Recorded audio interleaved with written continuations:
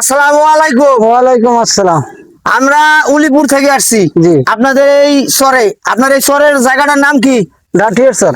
ডাটিয়ার চর। জি। তা আপনারা এই চরে যে এগুলো আবাদ করেন, এগুলো কি হাত দিয়ে গাড়েন না এমনি ছিটাই দেন? এটা সিটে দেওয়া হয়েছে। একটু কথা জোরে বলবেন। সিটে দেওয়া হয়েছে। ছিটাই দিয়া এই যে এটা কি বলে? এটা ধনিয়া সস। ধনিয়া। জি। এটাও ছিটি দেওয়া। এটাও সিটে দেওয়া। তা আপনাদের এদিকে আমি তো অনেক ঘোরাফেরা করলাম, জি। বহুত কিছু আবাদ কিছু দেখলাম। তা আপনারা মনে হয় যে শুধু তরকারিটা কেনেন না? না, তরকারি কিনি আমরা খুব কম।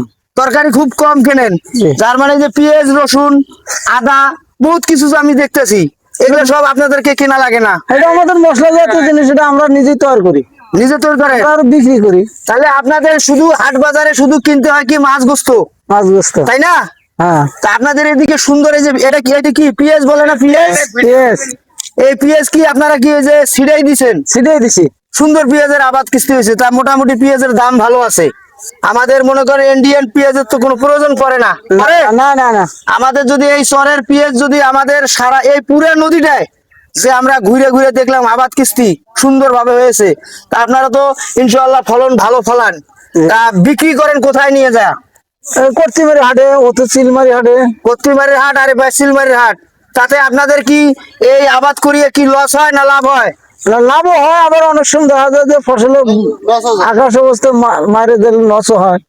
আচ্ছা, এটা জিনিস মাঝে মানিয়ে মানে নিতে। নদী এলাকায় যখন পানি চাপ বাড়ে হয়তো কিছু পানিতে ডুবে যায়, অনেক নষ্ট হয়ে যায়। ডুবেও যায়, মনে হয় অনেক সময় পানির কারণে হয় না, নষ্ট হয়ে যায়। নষ্ট হয়ে যায়। আচ্ছা, তাহলে আপনাদের এখানে তো এই আপাতত আপনার লস নাই? না না না, আবার আল্লাহর দিলে খুব লাভ। খুব লাভ আছে ইনশাআল্লাহ, আলহামদুলিল্লাহ।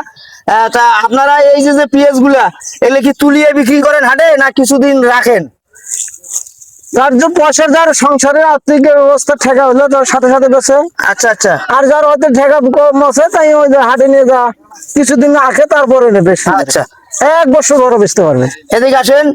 কত সুন্দর পেঁয়াজ আবাদ করছে, তাদের কিন্তু একটু তারা দৃষ্টি আকর্ষণ করে দেখবেন, তারা যেন এই পেঁয়াজ হাট বাজারে বিক্রি করিয়া ভালোভাবে দিন যাপন করতে পারে। তা চাচা, আপনি ভালো থাকেন, সুস্থ থাকেন, পরবর্তীতে আপনার সঙ্গে আবার দেখা হবে। ঠিক আছে।